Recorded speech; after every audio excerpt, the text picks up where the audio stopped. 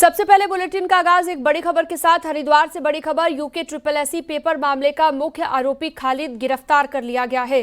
Haridwar police ने खालिद को arrest कर लिया है। SSP देहरादून अजय सिंह भी हरिद्वार पहुंचे। खालिद को देहरादून लेकर रवाना हुई पुलिस। जांच के बाद अब बड़ा खुलासा मामले को लेकर होगा। पुलकित फोन लाइन पर जुड़ गए ज्यादा जानकारी के साथ। पुलकित, गिरफ्तारी को लेकर और क्या ज्यादा जानकारी?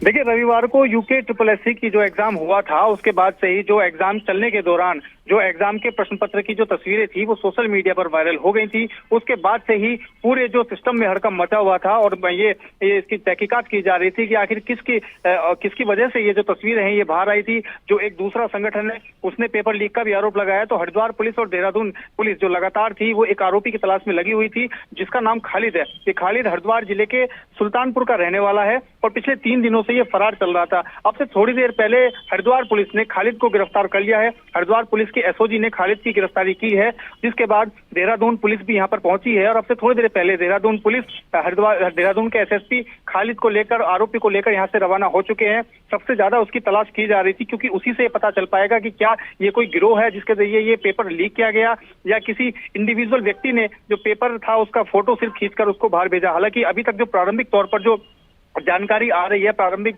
जांच में जो बात सामने आ रही है उसमें यही सामने आ रहा है कि हरिद्वार के जट बहादुरपुर के एक स्कूल में जो एक सेंटर बना हुआ था उस सेंटर में पहुंचकर किसी तरह से सिक्योरिटी ब्रीच करके जो खालिद था उसने सेंटर में बैठकर मोबाइल से उसका फोटो खींचा, प्रश्न पत्र का फोटो खींचा और उसके बाद उसको अपने एक घर के सदस्य को भेजा।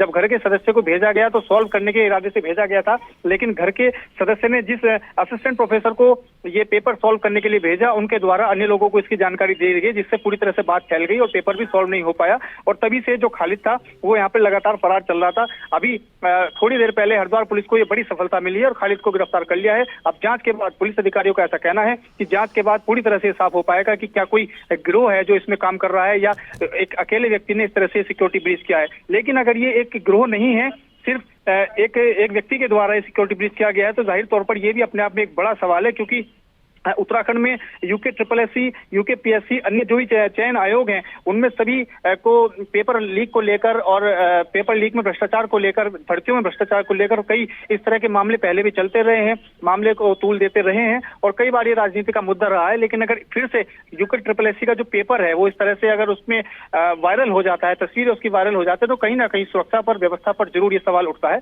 ये भी देखने वाली बात होगी। जी, बहुत शुक्रिया पुलकित तमाम